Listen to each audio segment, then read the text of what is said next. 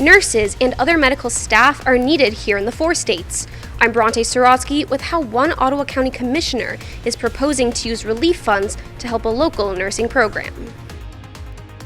President Biden publicly addresses the chaotic situation in Afghanistan. I'm Mallory Rivera in Washington with what we know about evacuation efforts coming up. The 4 states' most watched news starts now. Thank you for joining us tonight. I'm Jordan Abbey. A head-on collision leaves an Ottawa County, Oklahoma man dead. It happened a little after 11 last night on Highway 69A north of Quapaw. The Highway Patrol says 43-year-old Miami resident Eisner Maid passed away when his car was struck head-on by a car that crossed the center line. The driver of that second car, a 17-year-old male from Baxter Springs, was listed in critical condition. Ottawa County Sheriff's Office's inmates are facing charges after a weekend of fire at the jail. The fire happened inside the jail Saturday, though jail officials would not let us inside to see the damage. They say they're still getting estimates on how much damage was done. No one was hurt during the fires. This latest fire just adds to what's been a busy year for the Sheriff's Office. In April, a riot led to broken windows and plumbing. Then in May, authorities say a suspect in that riot set a fire in the ceiling of a holding cell. And in June, 2 Ottawa County jailers were arrested on charges that they snuck contraband into the jail for an inmate. Nick Kelly joining us now with first look at the forecast. Some spotty showers today, Nick. Yeah, and thankfully those showers kept most of us out of the 90s, Jordan. Always nice to say that anytime during the month of August. Even Joplin Regional only made it to 88 today after we started at 68 degrees this morning. Those scattered showers and storms we had to start the evening out there trying to hold on, but mainly a few showers really on the Kansas and Oklahoma side. But that's because of developing upper level low just to the north. That's going to play a role in the forecast for the next couple of days. But right now, most of us are in the mid 70s. We're going to hold on to the cloud cover during the overnight. And with that upper low developing close to Kansas City, I would not be surprised if we had a stray shower storm or two as we get our Tuesday morning started, Jordan. But we'll drop lows back to 69. We'll see how long these rain chances can keep the heat away here in a bit. Nick Kelly, thank you as always. Nursing shortages are an ongoing problem for the 4 states, but one Ottawa County Commissioner wants the county to team up with an area college to fix this. KOM's Bronte Sorotsky has a proposed donation to NEO's nursing program could bring more nurses not only to Ottawa County, but to the entire region. Nursing shortages have been ongoing in the 4 states for a while now. Joplin's definitely unique. It's a market where, especially in the med-surg areas, you really are dependent on new nurse graduates being part of your hiring pipelines. Which is why Ottawa County Commissioner Stephen Chastain made a motion at Monday's Commissioner meeting to allocate $1 million of pandemic relief funds to NEO's nursing program. Due to the coronavirus funds out of the Washington, D.C. is the only reason we have this opportunity. So it's really a historical thing, the motion that we put up, especially $1 million donation motion. NEO's nursing program is known to add more nurses to not only Ottawa County, but Joplin and Pittsburgh as well. Nursing student Jack Martin says he's already seen nursing shortages impact the area. This summer I started working at Freeman Health System, and there has been a massive shortage of nurses. Many of them are working 7 days a week. So yeah, I absolutely do see a shortage.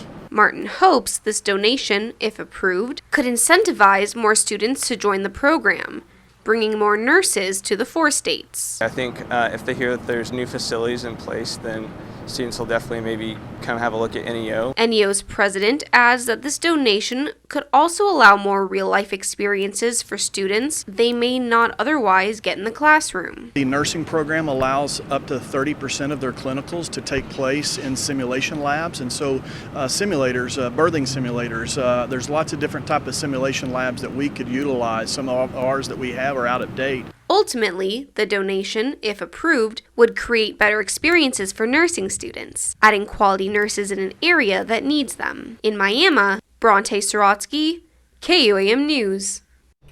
Ottawa County Commissioners are going to meet again next Monday to discuss their plans for this money. The iconic Jasper County Courthouse in Carthage gets a little TLC to help ensure it'll remain for future generations. A ribbon cutting today marked the completion of interior renovations to the 127-year-old structure.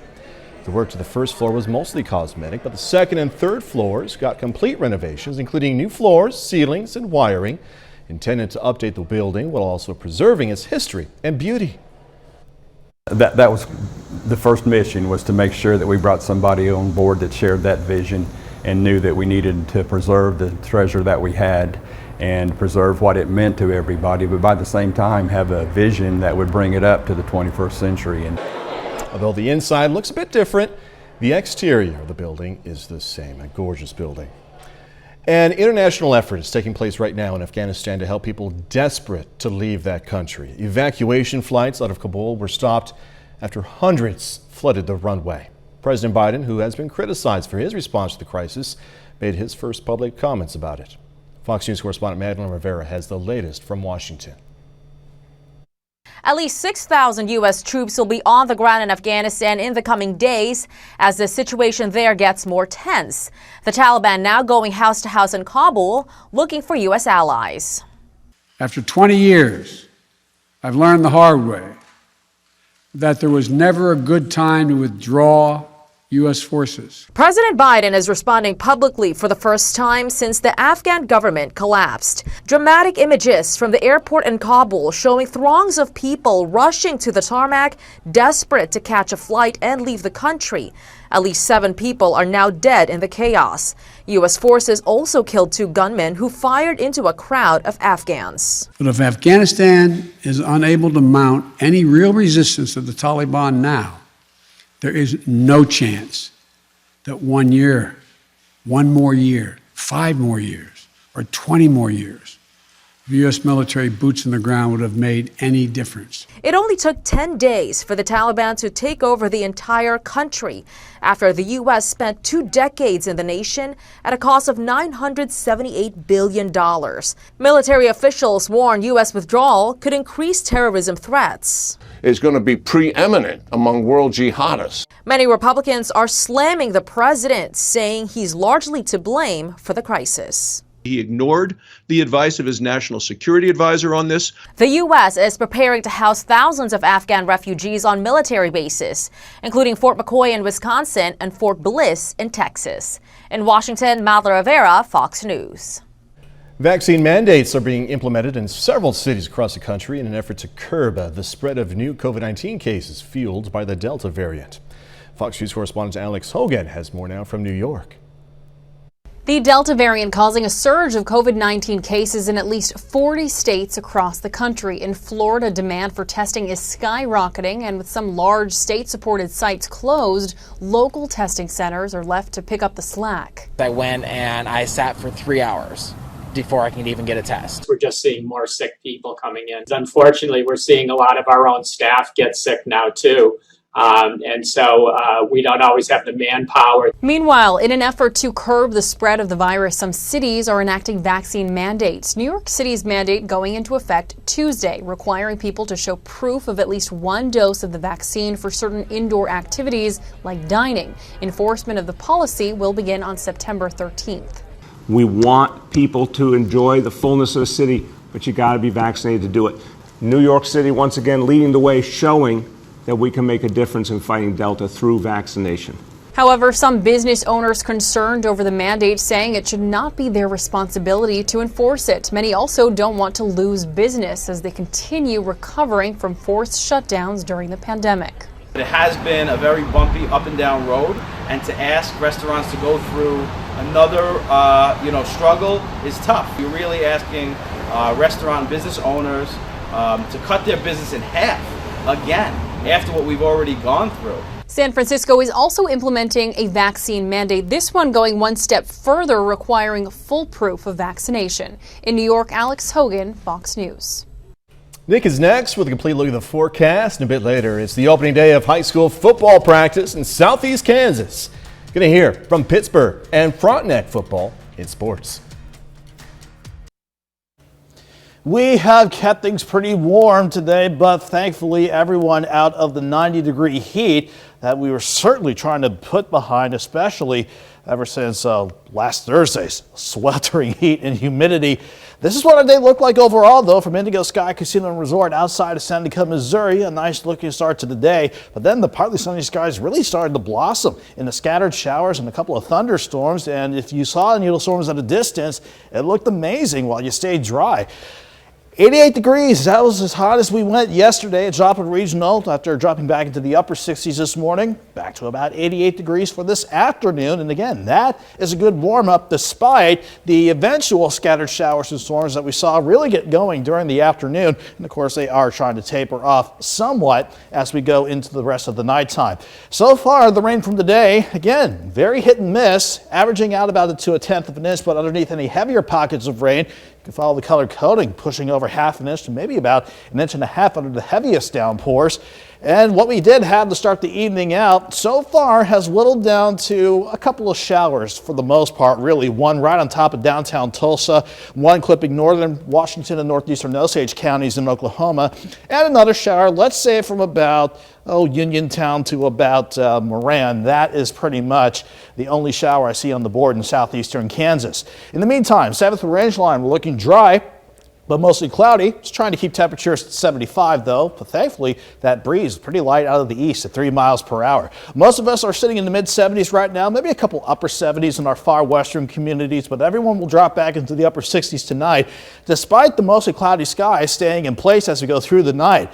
So looking at our weather setup, this stationary front that's been trying to give us scattered storms for the past few days, it's going to start washing out tomorrow, but then the upper levels come into play. Right in this dip of the jet stream right on top of us, an upper level low will continue to develop as we go through the overnight. So while that may result in a drop off in the few showers that are out there, I'm not going to rule out maybe a random shower or storm or two to get your Tuesday morning started. Otherwise, we all start mild, lows back in the upper 60s.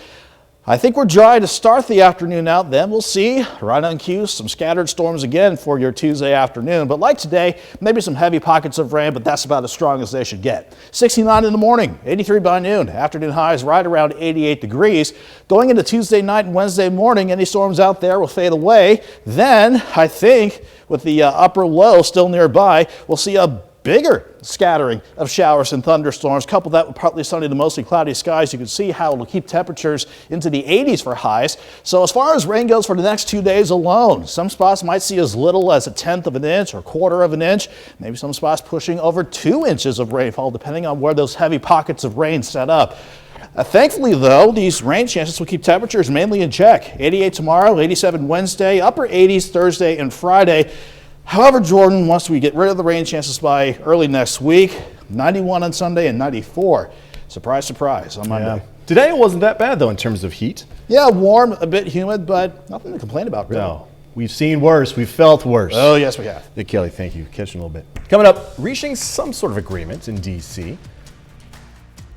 We're a week away from what are expected to be key budget votes in the House. I'm Mike Emanuel in Washington with the latest on divisions within the Democratic Party coming up. Well, the fate of President Biden's bipartisan infrastructure bill could lie with Democrats as the party's progressives and moderates remain at odds. Fox News Chief Washington correspondent Mike Emanuel is in D.C. with the latest on where the deal stands. Key budget votes on infrastructure and the proposed $3.5 trillion budget resolution are expected in just another week. But Democrats remain divided over how to move forward. Progressives insist the robust budget reconciliation bill must be included to earn their support. But in a letter to the Speaker Friday, the leader of 9 moderate Democrats called for a vote on infrastructure to come first, writing, quote, "We simply can't afford months of unnecessary delays." What we fear is if we wait months, this will never get done. Sunday, Speaker Pelosi worked to unify her colleagues, reiterating a vote on the bipartisan bill will come the week of August 23rd, followed by the budget resolution. Whatever it is, at the end of the day, it will be one of the biggest initiatives that any of us has ever participated in. Meantime, some Republicans say both proposals are too expensive, particularly as the U.S. works to combat rising inflation amid an ongoing pandemic. We are hopeful that this is going to be somewhat derailed in the House. This is too expensive to afford. The American people do not want to see it. Even if Speaker Pelosi is able to bring moderates and progressives together in the House, that $3.5 trillion budget resolution could run into roadblocks in the Senate, where moderate Democrats say they're concerned it is too expensive. In Washington, Mike Emanuel, Fox News. Next, several nurses say a shortage of medical professionals in the Lone Star State, where they are from, is because of new unfair COVID-19 mandates. Texas is dealing with a shortage of medical workers as COVID-19 cases surge across the state. 2 nurses who were either fired or quit for refusing to get vaccinated say vaccine mandates for healthcare workers are keeping ready and available medical professionals from helping overwhelmed hospitals deal with the increase in COVID-19 patients. Fox's Matthew Seedorf has more. An alarming emergency as COVID-19 cases climb. There are not enough nurses. Some Texas hospitals now reporting a shortage of doctors and nurses. Feels like no matter what we do, we're behind. Next month, Governor Greg Abbott Wednesday ordering 2,500 medical workers to Texas, hoping to help area hospitals overwhelmed by the Delta variant. Let us help these patients instead of punishing us and getting rid of our jobs. 2 nurses, one fired, the other quit from Houston hospitals for refusing to get a vaccine. Too many unknowns, especially for somebody in their 20s. Some people might say, why not just get the shot and then you can go and help these patients? With my own eyes, I've seen way too many adverse reactions, from the slightest things of headache all the way to paralysis and death, and I'm not willing to take that chance. We know, based on the scientific evidence, that the vaccines are very safe and effective. Memorial Hermann, Houston Methodist, and now St. Luke's hospitals, all now requiring staff to be vaccinated for COVID-19. We may lose a few, but again, we believe this is the right thing to do for our employees, our patients, and our community. If you gave these nurses a choice and just let them wear the PPE if they didn't want to take the shot, you'd have thousands of more nurses able to help you in the hospital with this influx of patients. Coming up, another Home Alone in the works. Yes, another. But is it going to be better than the first 2? That's the question. More on this when we come back. You guys give up? Or you thirsty for more? Home Alone. A Home Alone reboot is coming to Disney Plus. 20th Century Studios' Home Sweet Home Alone is going to air exclusively on the streaming service starting on November 12th. The movie is jam-packed with stars, they say, led by Archie Yates from Jojo Rabbit and Ellie Kemper from the popular show Unbreakable Kimmy Schmidt. Yates plays Max Mercer, who's left home alone when his family goes to Japan this time for the holidays. Yeah, Japan. A married couple tries to steal an heirloom from Mercer's house, and it's up to him to protect everything, protect the house. Now, I think we would all agree, Home Alone 1 and 2 were awesome, right? Yeah. Just awesome. 3 through 80 just didn't make the cut. But you never know. You never know. 30 more minutes, news, weather, and sports. Coming up, going to learn about a service coming to Parsons that will impact all of Southeast Kansas. Also, some lucky doggos get to enjoy some dog days of summer. Coolest ways possible.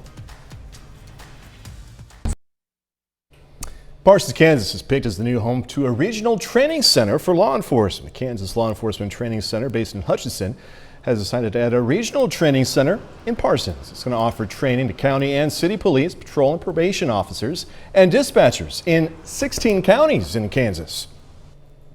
I'm ecstatic, that we will have that in our community and so close. So that we can continue to increase the competency of our staff, and we can reduce the amount of outside city travel, or missed training. City hopes the center is going to bring in more revenue to restaurants and hotels in town. Officials hope to have the center up and going in the next couple of months. The next step is to find a location. The commissioner and deputy commissioner of the Kansas Department of Education made a stop in Fort Scott to discuss the future of education.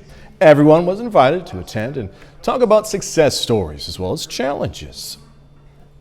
We didn't get to travel a lot in the last 18 months and see what's changed. What do Kansans think about the path we were on? Should we intensify that path? Should we change that path? Or should we completely undo it and go a different direction? And that's why we're out talking to Kansans all throughout the state. Today's stop at Fort Scott was part of a statewide tour that includes 50 locations. The Virginia Crossland Early Childhood Center officially opened its doors in Columbus, Kansas this evening. The center occupies a previously unoccupied building, empty for more than 20 years. The center is going to operate Monday through Friday and has 4 infant-toddler classrooms with capacity for 32 children. There's also 2 full-day, full-year preschool classrooms. It's very gratifying to get to to do what I do every day to make sure that children have a great opportunity for education, families know that their children are safe and they're learning, and that we know it has a positive impact for economic development for the entire community. And I think it also helps the community come together to support families as a whole and just makes us stronger. There's a general need for child care services. Cherokee County in particular has a list of upwards of 30 children under age 3 waiting for a childhood opening. The new center is going to be operated by SEK CAP Early Childhood Education Services. The Arvis Foundation today delivered a life-saving donation to the Ottawa County Sheriff's Office. $10,000 is going to be used to buy new body armor for the deputies. The Sheriff's Office says deputies were using old vests that might not have provided the same level of protection. You know, vests are one of those that they expire over time. You know, they've got a shelf life just like anything else. Sheriff's Office says they have 13 new vests, but expect to have around 26 new vests soon. All right, things are beginning to wrap up for the summer, but before the Pittsburgh Aquatic Center is drained for the season, it goes to the dogs. Several doggos enjoyed their fur-tastic swims.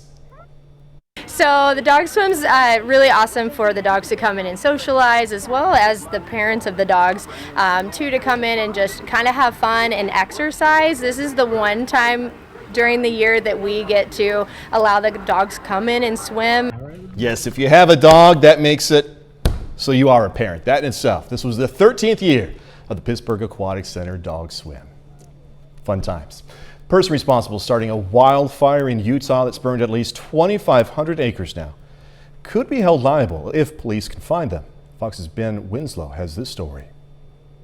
The Parley's Canyon fire was started by a vehicle traveling up I-80. It was a catalytic converter that sparked a few separate fires along I-80 that eventually grew together to the main portion of the fire. Investigators recovered pieces of a catalytic converter. There are numerous fires every year here in Utah along the sides of our highways, freeways, where catalytic converter pieces are ejected out through the exhaust system along the side of the road. The vehicle doing it may not even know it oftentimes. It can be prevented with proper vehicle maintenance. Make sure that you have a muffler and a catalytic converter that are in good working order. Make sure that your brakes are properly maintained. Fox 13 is told the Utah Highway Patrol has been asked to help locate the vehicle in question, and investigators have a good idea who they're looking for. We had witnesses there was a type of vehicle that they are specifically looking for that they have put out. If the person responsible is found, they could be liable. The state has gotten more aggressive recently about recovering the cost of wildfires, and this one could cost millions. But a lot of it will depend on us first finding the person and then the cooperation after that. So far, Utah has done okay in wildfire season, but with the mega drought, the danger remains high. Utahns have been using great fire sense, and we encourage more of it. We can't afford to have more fires like this because resources are spread really thin. In Summit Park, Ben Winslow, Fox 13 News, Utah. Tropical Depression Grace expected to hinder search and rescue operations days after a massive quake rocked parts of Haiti. Fox News correspondent Phil Keating has more now from Miami's Little Haiti. Tropical Depression Grace sets its sights on Haiti. This as search teams work around the clock to find survivors following a massive 7.2 magnitude quake over the weekend. The National Hurricane Center forecasts up to a foot of rain as it tracks over cities impacted by the earthquake. Wind gusts up to 35 miles an hour will also create a challenge for rescue workers on the ground. Haitian officials and first responders are now pleading for foreign assistance. There have been 2 aftershocks following the earthquake. There are many injured. A lot of medicine is needed, assistance from the authorities, and help from the international community. Meanwhile, back at home, Haitian Americans are doing what they can to help. A number of nonprofits are sending containers filled with food, essential goods, and medical equipment to Haiti. These goods are expected to arrive at the earthquake-ravaged nation over the next few days. We got to get the food down there. We got to set up the kitchens, and that's what's on this plane right now. We have medical providers that are already en route. In the Haitian capital, private planes have arrived to rush injured people from overfilled hospitals in Lacaille to Port-au-Prince. Reports of widespread gang activity and security concerns are also preventing assistance from reaching civilians who are in need. The UN is working with local officials to better coordinate relief efforts. And Haitian Prime Minister Ariel Henry has declared a 1-month state of emergency for the country, freeing up aid for those affected. In Miami, Phil Keating, Fox News. KOM News at 9 on Fox 14 takes this time now to honor another four-state hero. Jeremy Nicholson has served in the U.S. Army, spending time in Iraq. We are proud to thank and salute Jeremy Nicholson, a native of Neosho, Missouri. He's tonight's four-state hero. A bit later, a unique picture project asking for anyone who's been to Stonehenge to share their moments of history at a place of history.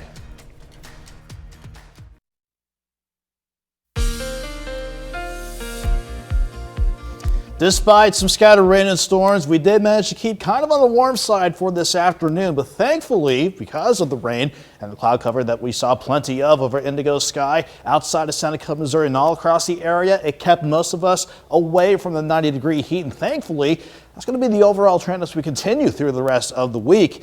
Again, we had to deal with some scattered storms mainly this afternoon and up until about this evening. But you can see over the past couple hours, the few showers that we had actually tracked at the top of the hour, it's pretty much fallen apart for now. So we're looking a lot calmer on the radar network. Still can pinpoint maybe a couple light little showers, maybe around Baseline Boulevard east of Waco and Asbury, maybe one close to Veneta, and maybe another one north of Independence. So these are trying to die off a little bit as we go deeper into the overnight. At least in Joplin, we're looking okay. We're dry with mostly cloudy skies still up top. Still warm though, 75 degrees, east breeze though, kind of light at 3 miles per hour. Most of us are in the mid 70s right now as we get closer to the top of the 10 o'clock hour. And eventually we will drop back into the upper 60s despite plenty of cloud cover wanting to stay in place as we go through the rest of the night. You can see not much else happened across the entire four-state region as a whole, but we widen the view out to break down our weather setup first at the surface. This stationary front, the stubborn front that's installed out for the past few days to give us at least isolated thunderstorm chances. This is going to wash out as we go into tomorrow, but then the upper levels will come into play. For the past few days, we've been thankfully on the cooler side of this jet stream, but we are starting to see signs of an upper level low developing out across northern parts of Missouri. That's going to keep the cloud cover around as we go through the overnight. And the slimmest chance still that we could see a random shower, storm or two in a couple of spots overnight. But most of us look to be on the dry side to get Thursday morning started as we drop back into the upper 60s. Going into tomorrow afternoon, I think like this afternoon, we were dry to start, so we'll be dry again to start the afternoon out before we see another bout of scattered storms, some of which could bring some heavy rainfall, but I'm not really worried about anything turning too strong, certainly nothing severe. 69 in the morning, 83 by noon. Despite these rain chances, we will still see highs right around 88 degrees.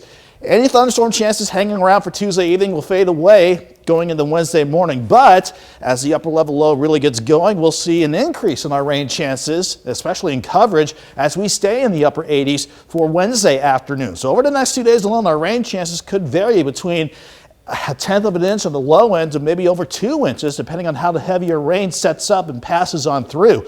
Then when that upper wave passes nearby, even though it doesn't show it at the jet stream level, we've got a front that'll come in with some more better rain chances Friday and Saturday. Unfortunately, this front doesn't pass on through, and you can see how we have an upper ridge ready to build back in by Sunday and Monday of next week. That is a sure sign that we'll see highs back in the lower and even mid-90s by next Sunday and Monday. So before that summer heat gets back into gear, Jordan, these rain chances that'll come and go, they'll keep temperatures in check, mainly upper 80s for much of the week. Not done with the hot yet. Not just yet, even though we really want to. Yeah, no kidding. All right, Nick Kelly, thanks so much. Coming up in sports, Frontenac Raiders opening the football season with high expectations. Plus, Pittsburgh hitting the field for their first practice with plenty of experience back from 2020. Jacob Leonard joins us with that and more next.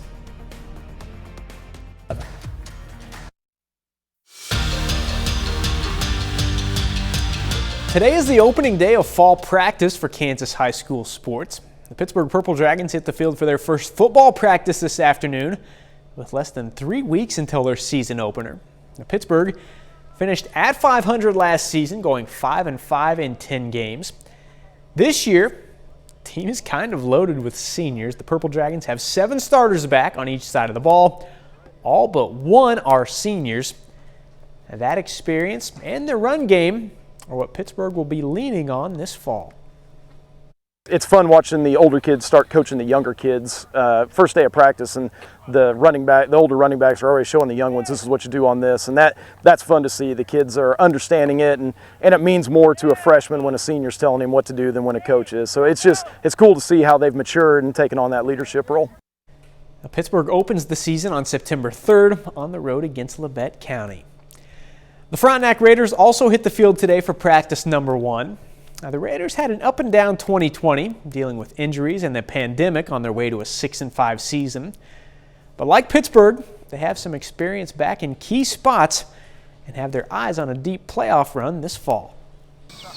The Frontenac Raiders have high expectations heading into the fall. It's a good thing. It puts a little pressure, but kids are excited for that. That's why they put the hard work in.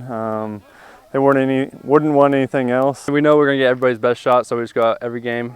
No, it's not going to be like a given game, so just go out there, play our best. The hype for Frontenac starts with the defensive line, which returns 2 first-team All-State players in Landon Dean and Cruz Blair. We're counting on those guys to have a big season. I thought they had a tremendous summer. They've gotten a lot stronger. Their confidence is very high right now. Offensively, the Raiders are led by senior quarterback Colin McCartney, who threw for 1,100 yards and ran for more than 600 last year. I really think it's going to start up front. If we can get the running game going up front, really keep the defense on their toes and really have to stop the run, it's going to open up everything in the passing game.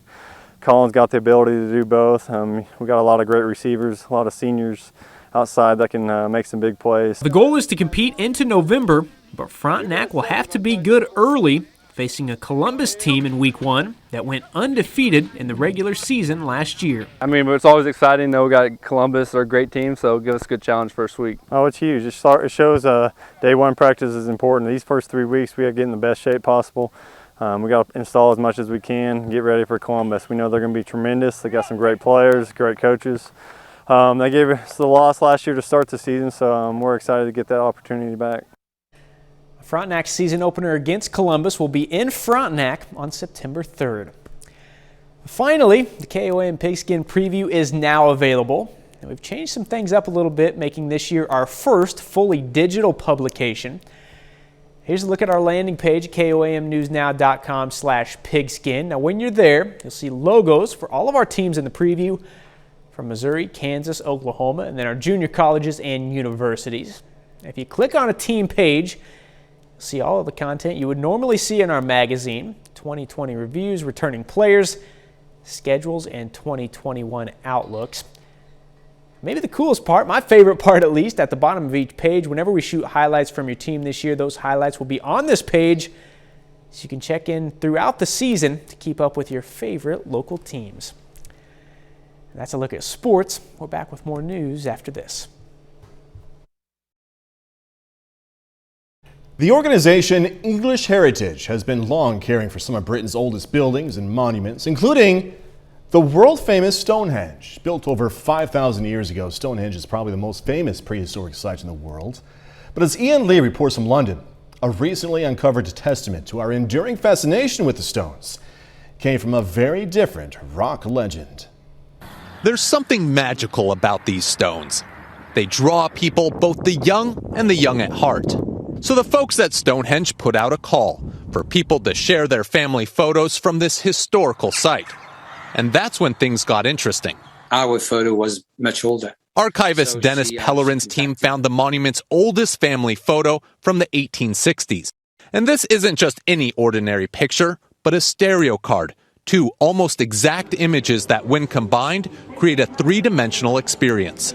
And what was the appeal of this? Suddenly, with stereo, you could actually visit the whole world in 3D without leaving your fireside. And that's what people loved. They weren't easy to make, and that was a clue to who was in the picture. We know it's the photographer's family, because you had to sit still for quite a while to take 2 photos sequentially. And you wouldn't ask a stranger. Photographer Henry Brooks took the pictures of his wife and 2 children. Many years later, it landed in the collection of none other than Queen's lead guitarist and stereoscope superfan, Brian May. When The curators of Brian May's collection contacted us to say they thought they had one from 1860. It was very exciting indeed. May and his team visited Stonehenge to see where it was taken. So we think Henry, who took the photograph, must have been quite close to the stones. And then this stone in front of us that's lying down is the one that we think the family were sitting on.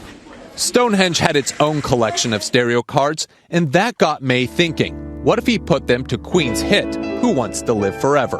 The pace of the rhythm is perfect for the photos. Pretty fitting song too, because now this picture will live forever as a part of Stonehenge. Yes, exactly.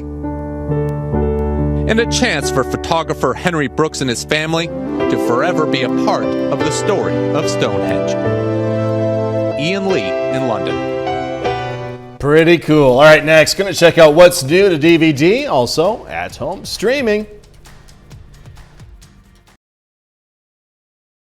DVD, digital, and music releases this week include an action comedy sequel, a family adventure, a Grammy Award-winning singer, and more. Here's Fox's Asher Dvorkin with a list of new releases. I said, can anyone but Michael Bryce? I believe it's pronounced thank you. Ryan Reynolds and Samuel L. Jackson's action comedy sequel, The Hitman's Wife's Bodyguard, tops the list of what's new in home entertainment. The duo reprised their roles as bodyguard Michael Bryce and assassin Darius Kincaid, who head out on a mission to save Darius's wife Sonia, played by Selma Hayek. I always thought the Waterman was just something grown-ups told kids. David Oyelowo directed, produced, and stars in the family adventure The Waterman.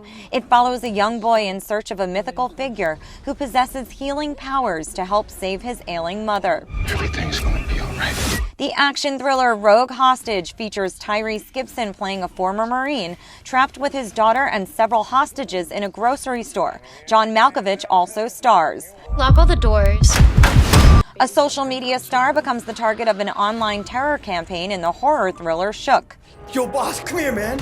A group of ex-cons turned movers fight for their lives after discovering a horrific secret inside a client's old mansion in the horror film Stay Out of the Attic. The Truffle Hunters is a documentary that follows a group of men in their 70s and 80s hunting for the rare and expensive white alba truffle deep in the forests of Piedmont, Italy.